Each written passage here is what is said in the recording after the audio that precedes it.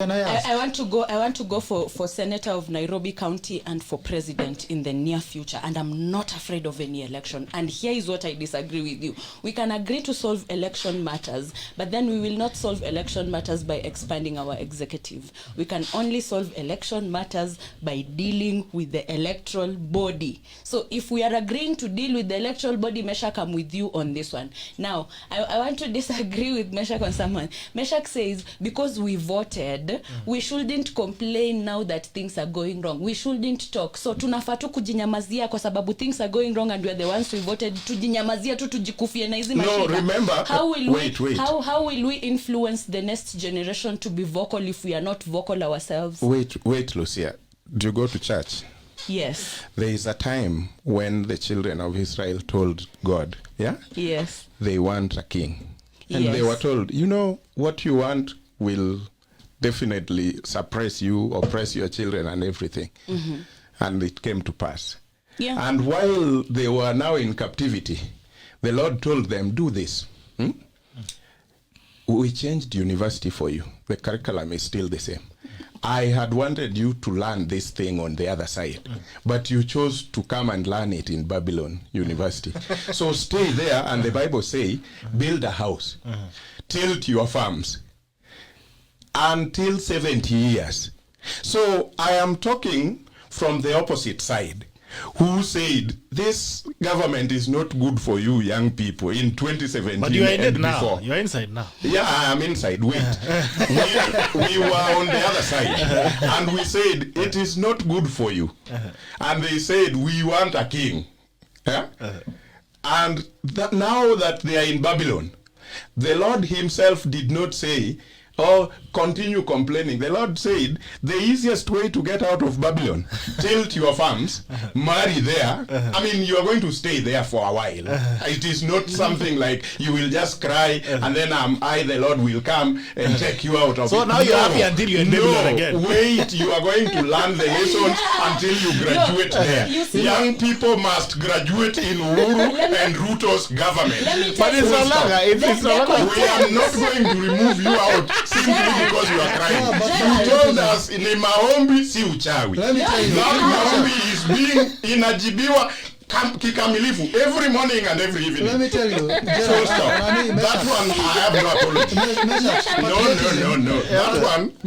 MESHACK is trying to say now because Samuel warned the Israelites and told them this king will oppress you. Yeah. So when Saul started oppressing the Israelites, MESHACK says Samuel should have gone to oppress the Israelites with Saul so that the Israelites can learn their lessons better, because that is what he's doing. I'm using the Lord himself. When they were in Babylon, the Lord told them, yes, KAROBIA. You will till your farm, you will live there. After 70 years, I, the Lord, shall come and remove you there. The Lord is waiting for 70 years, KAROBIA. Keep quiet. Build your house there. Build your farm there. Remain there and wait for 70 years. Nothing else. We are in the 21st century. Whatever century we are in, wait. 70 years are not yet. We are only 2 years into this. We are in the 21st century. We cannot contextualize our issues with the issues that happened centuries ago. You don't the Bible, guys, every day. In modern society. Now you don't want to give him a chance. I have brought the Bible to your door. Your team are always in charge. And you think we don't know the Bible. Wait for KAROBIA to express himself. In modern society, citizens are required of them to contribute to a national building, irrespective of where they voted. Yes. And I can tell you, today, Republicans, there are Republicans who have been complaining about Trump for the last 4 years. Yeah. But that doesn't mean that they are not going to vote him. In fact, they have come out in large numbers to vote him. So, we might be having issues with this Jubilee government, how it is being conducted, how the policy making, how it is governing the political party, and how it is governing the decision-making bodies within government. But that doesn't mean that we are running away from it. So what we are trying to say is that we require more, we are expecting more from them because we voted for them based on our trust and because we believed that they were the best option. Yes. So as MAINA KAROBIA, because I voted for the Jubilee government for the last 2 elections, when I'm pointing issues at it, in fact, I'm pointing it out of the love I have for it, and out of the Oh. belief I have for it. Now So I let understand. me tell you, MESHACK, on the issue of election issues that Yes, we have been having in this country, Gerald. I've been saying that the reason as to why elections in Kenya is a matter of life and death, and by extension in Africa, is because of poverty. Until we solve the issue of poverty, elections in Africa and in Kenya will always be an issue of a matter of life and death. No matter how much we have constitution making moments or discerning the constitutional moments, no matter how we expand the executive, until we solve the issue of poverty level, we will always be having conflicts after elections. MAINA, the second thing, you're still I want to say speaking. this. Yeah. I want to say this. Enhancement of and strengthening of electoral process cannot be enhanced by parties, political parties, seconding officials to the electoral body. In essence, what you are saying is that the commissioners, like for instance, I've seen, I saw the former chair of Legal and Justice Commission, Honorable William Cheptumo, saying that when political parties are given the powers to second members to second commissioners to the IEBC, in essence, what they are saying, they are breeding violence, because in 2022 or when there will be any election, these guys, they will be issuing separate statements, trying to issue separate results or giving separate positions on the elections that are being conducted. So when we are talking about enhancement of the electoral process, we should be very categorical that we want a credible, verifiable, transparent results. Yes. Not Elections. seconding commissioners or giving political parties and competitors the powers to second officials and referees to the electoral body. Thank you. Do you think, MAINA, in your opinion, we should get the election right or get the equation of poverty? Because it is good elections that ends up with good leaders who turns around the economy. If I understand it my way. If we were insisting that we need to sort out the issue of poverty first and care less about election, I feel like you're getting it wrong. Because how are we going to get the right leadership to turn the economy around? You are the person you're supporting, for example, promised that we will grow this economy by a double digit. Maybe if he grew the economy by a double digit and he didn't look at me in the eye while going angry and told me, wewe endelea kumeza mate, I would not fight life and death to have my man on the table.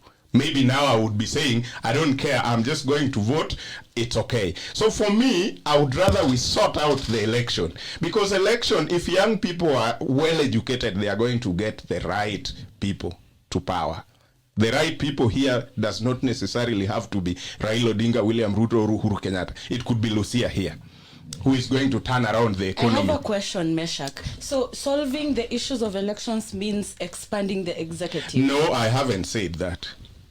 But you're supporting the BBI, and that is what it advocates for. I am supporting And it has BBI. zero. How does that solve So the the problem of elections, election? wait.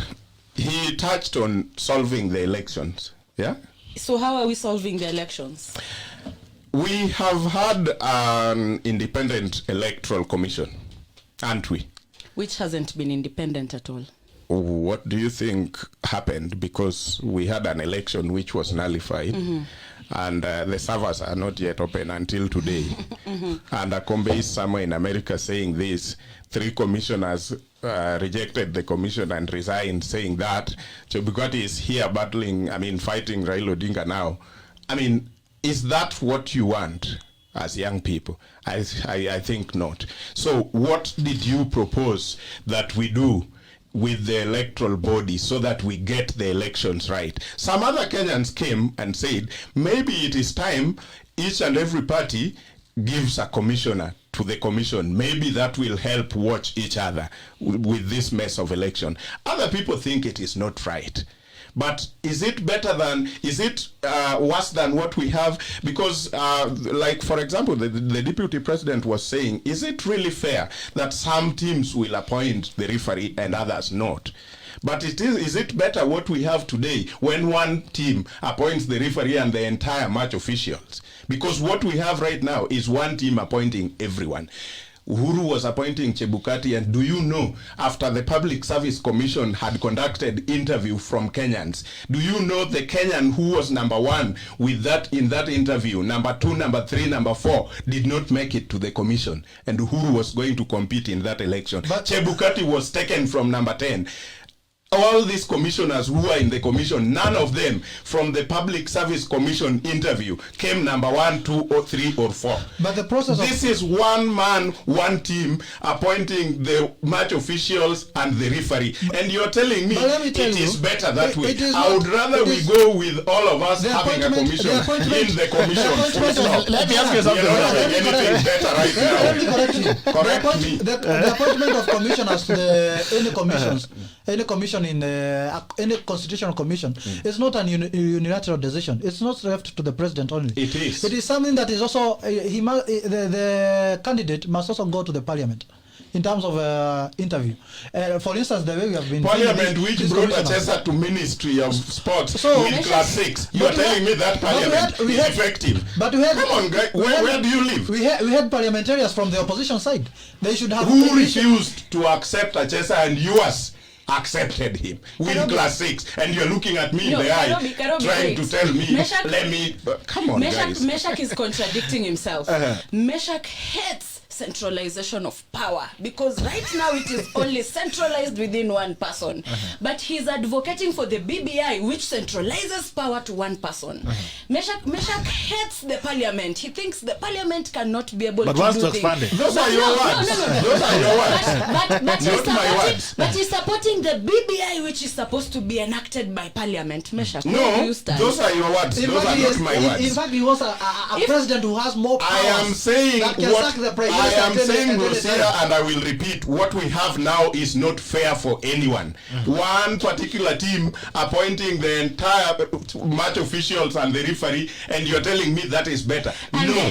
If it is better, why are we having the mess we have in IBC But the president right who has been proposed, I would want to ask a question. But the president who has been proposed by the BBI has actually more powers than what we have in the current you are shifting from IBC, you have gone to president. Okay, let's go to president. The mess we have today. Okay, that is what the discussion. Let's go to the president. No, I am on the presidency. We have left IBC. So can you finish IBC first? Can you guys finish IBC first? He has moved to presidency. Let me move with you to presidency.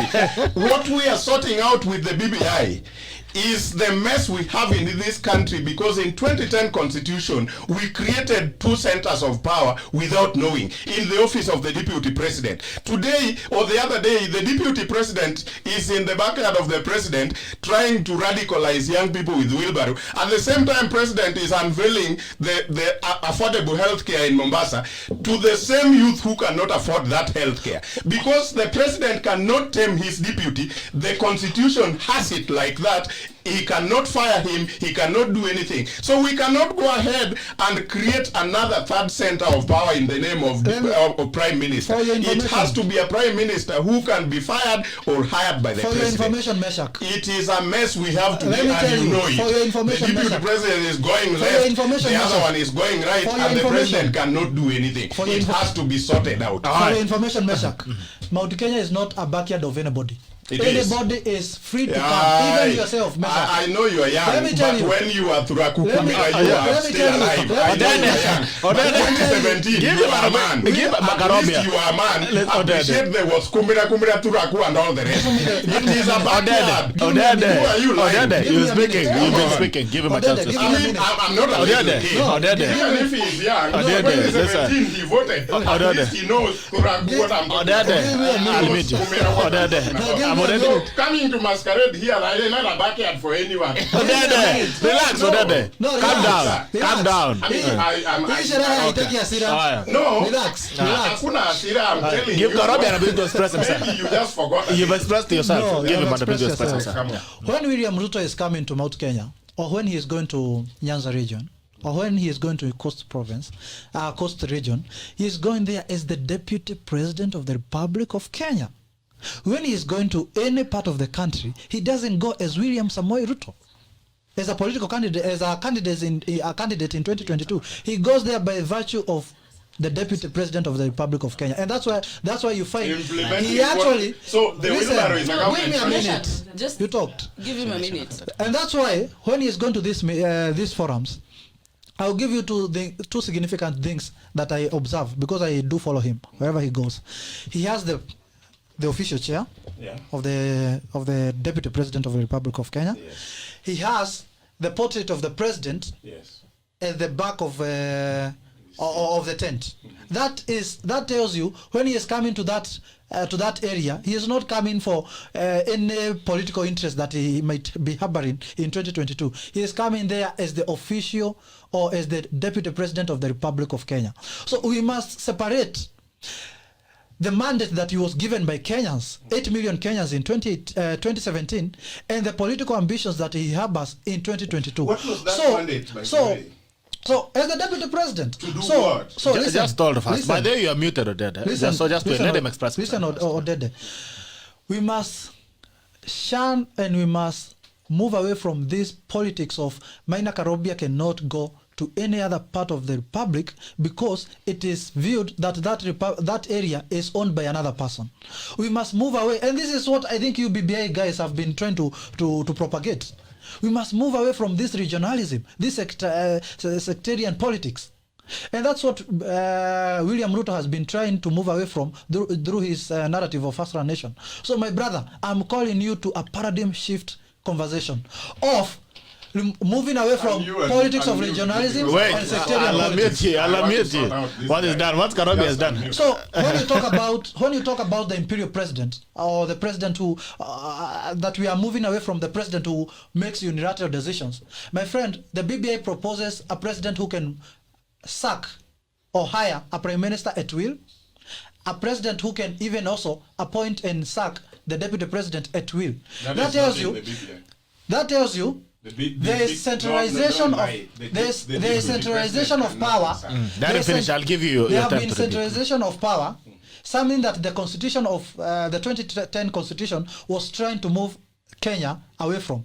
So I'm telling you, my friend, this BBI, some sections are good. I don't want to oppose it in totality, but there are things that are very fundamental and things that have been trying to be propagated by the proponents of this document, and they seem to be very hypocritical and dishonest with Kenyans. And that is in terms of solving the inclusivity question, the issue of youth issues, and the issues of police issues in this country. Okay, all right. ODEDE, let me give you one man at a time. Let's not interrupt or call each other. MAINA, if you're saying the deputy president goes to these places as deputy president, and you're saying he was given a mandate by 8 million Kenyans, what do you think that mandate was, other than deputizing the president and supporting the president in his agenda? Is that what he's doing? If he was given mandate by the people, 8 million people you claim. I don't know those 8 million people, at least I was not on that side. But let me take it as a gospel truth, there were 8 million people, because we saw the pattern of 54%ers and 44%ers algorithm and all the rest. So I don't care about that right now. But supposedly that was the case. What was that mandate supposed to be, other than deputizing the president? So when the president goes left, he goes right, deputizing him. What are you saying? Number two, if you say that we need to run away from this imperial presidency, I agree with you. But should we run away from imperial presidency and get into a big mess of creating 3 or 4 centers of power, and then the country is now here, we don't know who is leading us? Would you rather we go that route? Because right now we have tested this Constitution 2010 for 8 years, and we can now see clearly that yes, the Constitution gave the deputy president enough powers not to be sacked by the president. But whenever he goes rogue, what happens? Because we are still here, and we will be here longer. We will see, situations where some people will go rogue. So if we get a prime minister who, again, is another center of power, then he goes northwest and the deputy president goes southeast and the president is on the north, what are we going to do as a country? I have a problem. I have a problem with people who are supporting the DP. And this is my problem with the DP supporters. Whenever it comes to the question of authority, then they clearly remind us that he's the deputy president of the Republic of Kenya. But whenever it comes to the question of taking responsibility for a mistake, we are then told of how much he has been sidelined. So can we create a narrative and stick to it? If he's in government or he's not in government, you people really need to decide once and for all, because he's in government. He's responsible for the failures of the Jubilee government. He's one half of the Jubilee government. He's 50% of the Jubilee government. There is no way Isai tutaanza sideline from all those things that have happened, that have gone wrong. Our problems did not start with the handshake. Our problems started with the first NYS scandal. That is when our problems started. So if the deputy president was sidelined when the handshake happened, when did the handshake happen? In 2018? What has he accomplished as the deputy president of the Republic of Kenya between 2013 and 2018 before the handshake? Stop bullshitting us, man. He's failed. He's failed as equally as the president has failed. End of story. And now ODEDE is in government. What do you think should be the responsibility of ODEDE and the handshake government? Should they also share the failure? Should they share the failure? Should they share the failure? Yes. No. Because now we're having phase 2 of Jubilee. We are into actually. We're having phase 2 of Jubilee. That is what we are trying to do, fixing the mess. According to Dr. Ekuru Aukot, Yes. the opposition is now having multiple orgasms in bed with the government, and because this Is sexual Dr. Kura demons, still a party leader in Kenya? if these sexual demons have been transferred from the failures of the Jubilee, you are a shareholder in those failures. No, Lucia, let me tell you. You're a shareholder in those failures. Gerald, let me say Even this. Baba is a shareholder in those failures. Baba now. is mweupe kama pamba. Let me just... When I grow up, I just want 3 psychopaths like you. When I get into politics, I just want 3 psychopaths Don't like worry. you. I just need 3 psychopaths like you. Let me just tell you this, Lucia. The truth is, there was a mess. The handshake happened. The 2 gentlemen sat down. According to them, they listed 9 points. And according to them, they thought these are the reasons why our country is not prospering the way we would want it to. They threw to us the document and asked Kenyans, these are our thinking. Did anybody around that time believe or think that those 9 points are not actually our problems? I don't know. But at least I didn't hear anybody saying we disagree with those 9 points. Corruption is not our problem. Good governance is not our problem. Maybe divisive election is not our problem. I didn't hear. If there was someone who differed with those 9 points, they could have been, but at least I didn't hear anyone. So where did we part the way? We parted ways when we started bringing solutions, because they only threw to us the 9 points, and the solutions were to come from Kenyans. So Kenyans were to say, when it comes to divisive election, what does Gerald think would fix our divisive election problem? When it comes to issues of corruption, what does MAINA think would be an answer to corruption? Looking at the constitution that we have and any part that is not working. If everything was working, we would not be having those corruptions. We would not be having those divisive elections. So the BBI document was only to enrich what we already have. It is not about taking the constitution, putting aside, and putting BBI in the front. It is still the constitution, but we are looking at this thing. For example, let me just get back to you on that issue, Gerald. When we have right now, as the constitution has it, if the Public Service Commission, which is a multi-sectoral team, and we appreciate that, when they have done interviews and ranked Gerald number 1, personally, I think the president should be confined to a point according to those rankings. It shouldn't be at the latitude of the president now to go and pick number 14 and make the chair of probably that commission. Yeah, I think if we are amending things, so if we do that, maybe people will have more confidence than they had before. They had confidence that Public Service Commission would conduct a fair interviews for Kenyans for any public position. But once it is conducted, how do I feel as a Kenyan, and how do people even from my region feel that I was number one in the Public Service Commission interviews? This is where clergy sit, this is where government officials sit, and many others. And all of them, in their mind, they think I am the best for this position. Then come to the table of the president, he goes to that list and pick number 10. I mean, honestly, how does that feel? It really feels bad. So for me, the kind of amendments that we probably wanted is a situation like that. Let's give the president the document and say, Gerald is number one according to all of us who sits in the PSC. We think he's the best for this job. So if we are not amending all that in the name of let's just have the constitution implemented as it is. I mean, constitution is not 10 commandments. So even as you look at that, you know, post 2013 elections, as we had at 2017 elections, the appointing of IBC commissioners was almost inclusive within the parties and all that. And now I think the condition we're having is we just want to repeat the same process without a guarantee.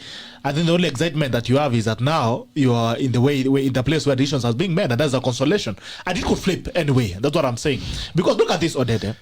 After 2017 elections, we had even a president that was sworn in, Raila Odinga, was sworn in the Ruru Park. We had two centers of powers, quite literally. The president and another president, people's president, Raila Odinga. And the conversation has been, what is more dangerous? You can imagine now we be having you now ODM guys umechukua commissioners wenu wenye kwa IBC mumeenda Capitol Hill mnatangaza election sema sisi tulishinda. William Ruto na ako Karen na wake wenye walio appoint wako pale ndani. What happens also to small parties, because the commission they're looking for cannot accommodate all the parties. You know, it almost accommodates almost, I think it's four commissions.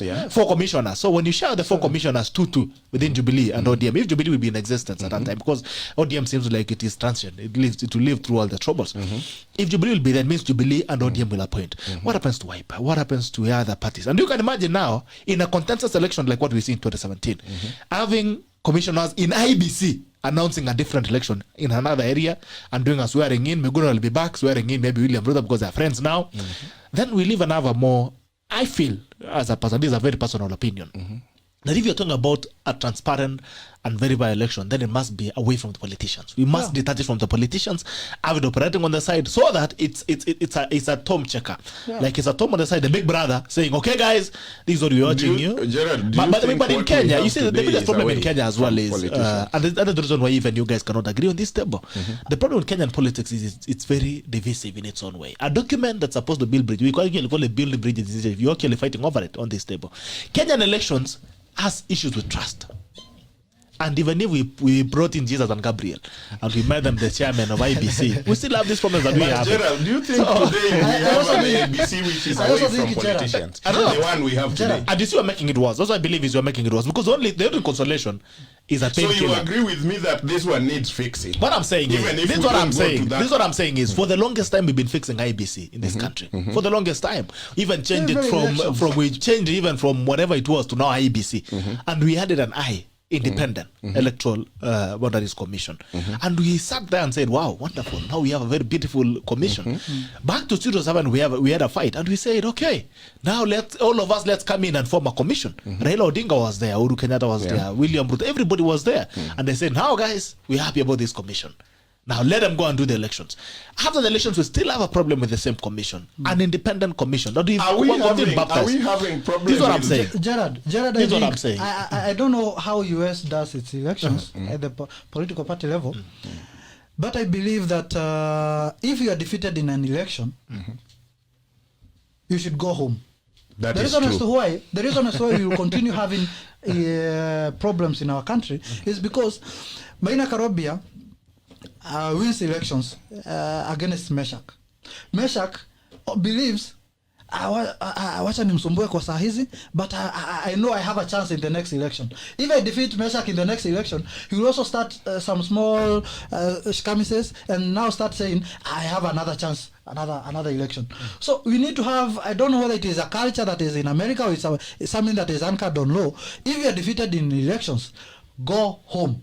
So that we don't have this perennial issue of somebody loses in 1987, comes to 202, comes to 207, comes to 2013, 2017. The same guy is in the ballot or is influencing the politics. That's when you are going to find the politics of the nation are individualized, whereby if one person is dissatisfied, he feels like he owns a certain crowd, and the government of the day or the person who wins, he must succumb to the demands or the conditions of this person. So I believe there needs to be a political culture whereby at the presidential level, if you lose, please go home, and and also the government will see a way how you're going to retire in terms of packaging. But I think this is so that's your solution. That is my solution. If you lose, go home. I wonder why youth are even, you are overrated. You are seriously overrated. If you lose, go home. I mean, this is the level of thinking of a youth we have in Kenya. No, this is so overrated. No, today. I mean, this is so myopic. Have you ever heard of Hillary Clinton? Do we have a problem with our electoral system in Kenya or not? Let alone the people who vie. Do we have a problem? Do you know why we have a problem? Tell me if we have. We have a problem. But we have this problem. So to you, fixing that problem is going back to the people who buy. Let me tell you. I mean, this is the level of thinking of a youth in Kenya. I mean, you are the best in your team. No, MESHACK, listen.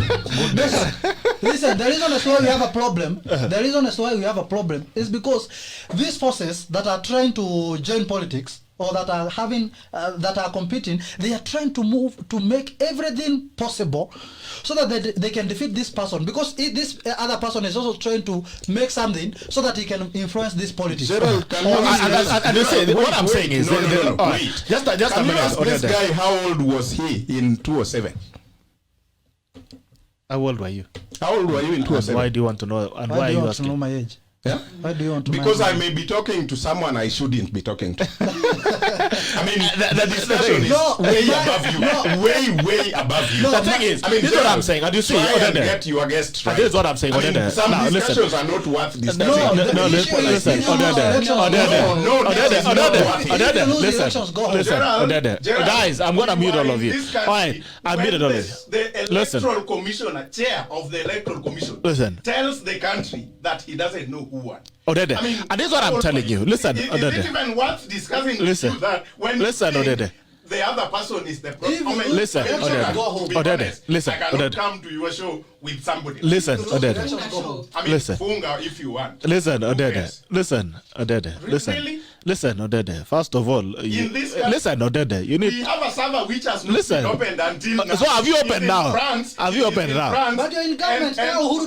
Wait, that is nonsense. You're in government. Alright, guys, listen. Guys, listen. Listen. Listen, guys. That affect the listen, and this is what I'm telling you. Let us not discuss William Ruto things. And this is what I'm telling you, guys. Listen. Listen, guys. Listen. Listen. Listen, ODEDE. Even if you don't want to call me on your show again. ODEDE, listen. But this is not a kind of a person. ODEDE, listen. Listen, ODEDE. But also you're pushing your agenda. I mean, what makes you feel so indispensable? That we know. You're pushing your agenda. Be tolerable, my friend. I mean, what is that? Listen, why are you blowing up? Chill, man. Chill down. Calm down. Listen, ODEDE. This is not a document I want listen, ODEDE. Listen, ODEDE. There are people also irritated with you, but they accommodate you. Let them be, listen. But I'm not forcing them. And as I'm telling you, listen. If they want to go. Listen, ODEDE. But you're not going to force me to discuss something. Listen, ODEDE. When you and I both know. Listen, ODEDE. Okay. Can you for a minute calm down and listen? You see, and that's why nasemanga siasa haitaki makasiriko. Nasema wataki makasiriko. Ndio nasemanga siasa haitaki makasiriko. Usiweke kwa roho, weka kwa last. This is what I'm saying. Listen. We're looking at the real problem in and this is what I'm telling you. And that's what I'm telling you, guys. And this is a problem that you have. Yeah. And this is a problem that you both of you have. Yeah. The thing is, we are talking about an IBC, which should be independent in its own way. But all of you, that's what I'm telling you, both of you find a way. And that's why you're also mentioning William Ruto. Yeah. That's why you're also mentioning William Ruto. Yeah. And I'm saying the problem is that when you start introducing these individuals, you're just getting so emotional about them. You lose the agenda at the end of the day. You're talking about IBC, tayari Musharuka, Ruto, Raila, nene. That's why we're having a problem with it. And I think that's where we're also losing it in the discussion.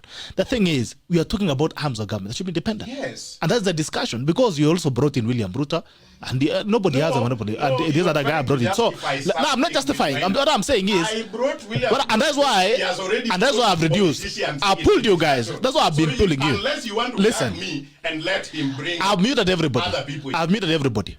And this was my discussion. This is what I told you guys. Let's talk about IEBC as a body, dependent body. You get it? And I've said we baptized this thing for the longest time. Should we still argue that this is a problem, or do you need to fix our political culture? Gerald, let me be sober. I think I am enough. Are you sober now? Let me ask you, MAINA. In 2017, we go for an election as a country. We know how our economy is at stake. We have an election which is nullified by the court of law. We use another 40 to 50 billion Kenya shillings. Yeah? Doesn't it bother you that something went wrong? Or do you think Maraga and the team just didn't like Uhuru, they just hate him, so they nullified the election? Does it bother you that something might have been wrong? How the hell as a country did we spend 50 or 40 to 50 billion, and then we are going to repeat an election in October 26th using almost the same amount or more? I mean, does our economy, those times, did you even care about the economy? I mean, no. So instead of asking, what is wrong with this body? Why didn't they do a good election, free, fair, transparent? Because according to the court, this election was not, that is the election of August, was not conducted in accordance with the law. So who flouted the law should be my question and yours, whether you support Uhuru then and I support Raila then. The main question should be, as young people in this country, our economy has just wasted 40 billion or more. And the body here is supposed to be professional and independent. So how did they flout the law? Who actually takes responsibility on this? Yeah? And this is the problem. When you start talking about that time, MAINA is so overcrowded by the win, which is fraudulent, and he's busy singing on the street, si uchawi ni maobi, webe ni ure ure. He does not want to imagine that the country has lost 50 billion, which I also is a stake of, because I'm also a taxpayer. And perhaps I even pay more taxes than you. Yeah? So, whatever I pay more than you. Hey, perhaps you pay more than you. It's not a competition, that's what I'm saying. So, when we have a problem like that, and then this is now the argument that mtu akichidwa aende jumani. I mean, isn't it just good enough to calm down even with your fraudulent win and say IBC? To be honest, we spend another 40 billion. Who actually flouted the laws in the other election, and who is taking responsibility? If somebody is able to be level-headed enough to ask that, he is being told, aende jumbani, hata sijui Hillary, sijui nini. Is that not nonsense? All right, before I throw in back to, let me put in Lucia in the middle to try and bring in some sense in the discussion. Are you suggesting we lost it? Yes, you guys lost it completely. No, I'm not suggesting. I used to think I was the hot head. I'm realizing kumbe my head is not even hot. There are people who are hotter heads than I am. Here is my thinking. When we started this discussion, I think MESHACK alitupatia a very good background. He said an election was nullified. The reason for nullifying that election was because the election was not free and fair. So the question here should be, how do we make our elections free and fair? The question should not be who, when. No, the question should be, how do we make our elections free and fair? There are a number of problems that were cited in the 2013 election, same appeared in the 2017 elections. Those are the things that we need to focus on. When you are talking about IEBC and the nullification of the election, there is no point where you said it is the executive that has a problem. You mentioned it very correctly and said it is the electoral body. So when it comes to solutions, why then are we giving a painkiller where we are supposed to be treating. Why are we treating a symptom and not treating the disease? Because the violence that happens in this country after elections is a result of opaque and unfair elections, because someone feels they've been robbed. That is why the violence comes. The violence is a symptom of a disease. Can we focus on getting the right treatment for the disease? If I give you a bucket and I tell you I want 10 buckets of water, yeah, but that bucket has a hole, the first thing I think as a sensible man you will try to do is kuziba yo shimo so that the bucket can hold water. But then right here, instead of kuziba shimo, we are going to buy new buckets that have no business helping us to seal the hole in our current bucket. And that is where we lose it. We need to deal with IEBC. When the elections are transparent, free, and fair, no one will feel robbed. We will not have the need to pacify a loser. A loser is a loser. When you got your job, someone else lost. That person was never pacified. We are not going to be the first country that is going to engage in that stupidity and rubbish. I refuse as a Kenyan. Thank you. There is one thing, Gerald. And they say, allow me, MESHACK, ODEDE, to make a commentary. And this is what I think, because also we all have responsibility of this country. Once we start looking at offices and institutions, not people, I mean, that's where we'll start talking about progress. When we look at the president's office, not as Uhuru Kenyatta, but as a president's office, we look at it differently. Yeah. When you look at the DP's office, as a DP's office, and not as William Ruto, we have it different. When you look at then it's because tomorrow anybody other person could be sitting. I don't imagine that William Ruto ever imagined that at some point he would be out of government. And ODEDE will be sitting here telling us we're in government. I mean, it happens. Because you never know, tomorrow someone else could be the deputy president, could be the president. Tomorrow, ODEDE could be in charge of IBC. If I look at IBC through the eyes of ODEDE and say, okay, I've seen ODEDE there and I can only conclude that that IBC is not proper, then we'll have and then even go to a position at some point where we are saying we want to bring in foreigners to come and manage IBC. Because we personalized Kenyan institutions.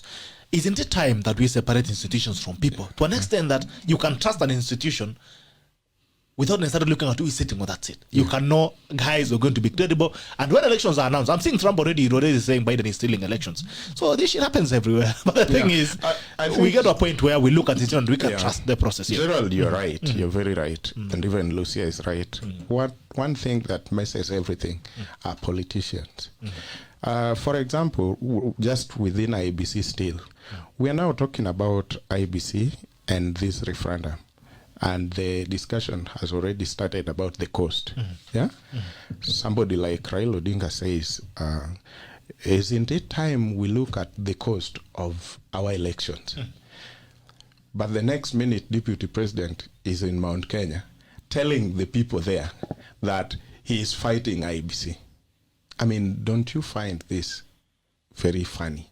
Because Tanzania has just concluded their election with 30 million voters, registered voters, at a cost of 14.2 billion Kenya shillings.